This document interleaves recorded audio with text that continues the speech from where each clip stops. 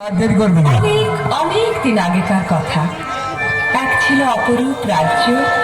সেখানে ছিলেন এক রাজা ও এক রানী। তাদের কোনো ছেলে মেয়ে ছিল না। রানীর ছিল দয়ায় ভরা প্রাণ, মায়ায় ভরা মন। সবাই তাকে ভালোবাসত।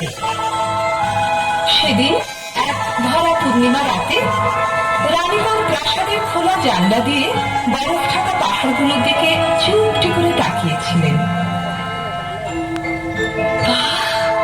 সাদা তুষারের উপর জ্যোৎস্নার কি সুন্দর রং ধরেছে।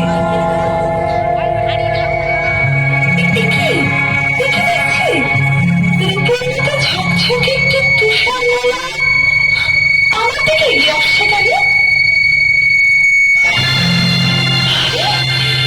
তুষার মালাটা তো আমার করে এসে পড়লো। একটু আদর করি।